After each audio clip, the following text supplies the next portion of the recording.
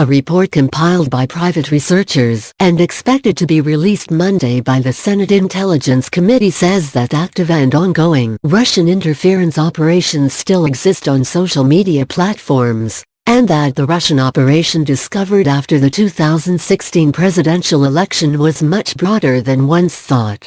The report was compiled by the cybersecurity firm New Knowledge with data provided by the Senate committee from major tech companies Facebook, Twitter and Alphabet, the parent company of Google. Along with another report expected to be released by the panel, it is the first comprehensive analysis of the Russian interference on social media beyond what the companies themselves have said.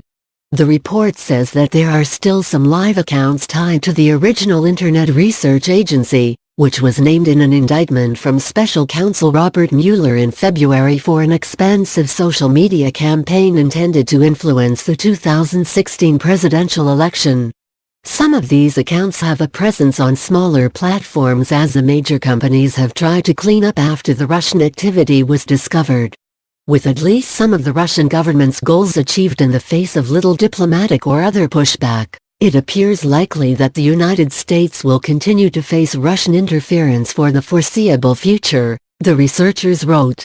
The report says that none of the companies turned over complete data sets to Congress, and some of them may have misrepresented or evaded in testimony about the interference by either intentionally or unintentionally downplaying the scope of the problem. One major takeaway of the study is the breadth of Russian interference that appeared on Instagram, which is owned by Facebook and was not as frequently mentioned when its parent company testified on Capitol Hill. The study says that as attention was focused on Facebook and Twitter in 2017, the Russians shifted much of their activity to Instagram.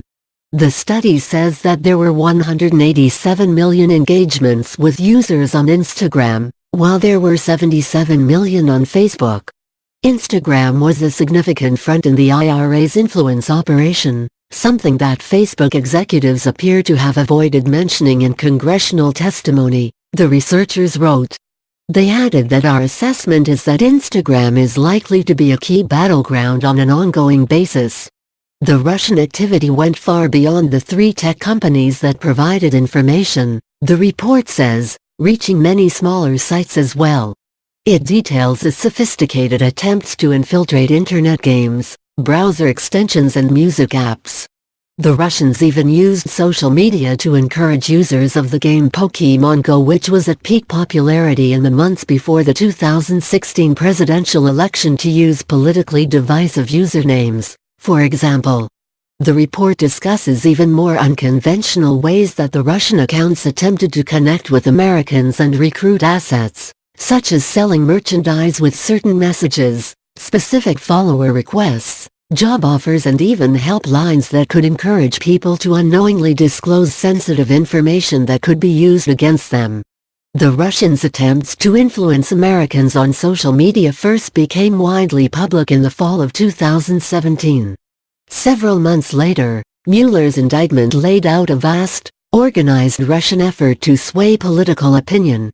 While the social media companies had already detailed some of the efforts, the indictment tied real people to the operation and named 13 Russians responsible. The study repeats several conclusions that Mueller, the intelligence community, and the Senate and House Intelligence Committees had already made, that many of the postings focused on race, that they were primarily to hurt Democrat Hillary Clinton and help Donald Trump, and that the ultimate goal was to sow American division. Also notable is the study's finding that WikiLeaks founder Julian Assange was favorably treated in posts aimed at both left-leaning and right-leaning users. The report says there were a number of posts expressing support for Assange and WikiLeaks, including several in October 2016, just before WikiLeaks released hacked emails from Hillary Clinton's campaign. The second report, compiled by researchers at the University of Oxford and called the Computational Propaganda Research Project, is also partly based on data from the Senate panel. It notes that peaks in Internet Research Agency advertising and organic activity or posts, shares and comments by users often corresponded with important dates in the U.S. calendar, crises and international events. That report says the IRA's posts focused on the United States started on Twitter as far back as 2013, and eventually evolved into the multi-platform strategy. The researchers from Oxford said that organic postings were much more far-reaching than advertisements, despite Facebook's sole focus on ads when the company first announced it had been compromised in 2017.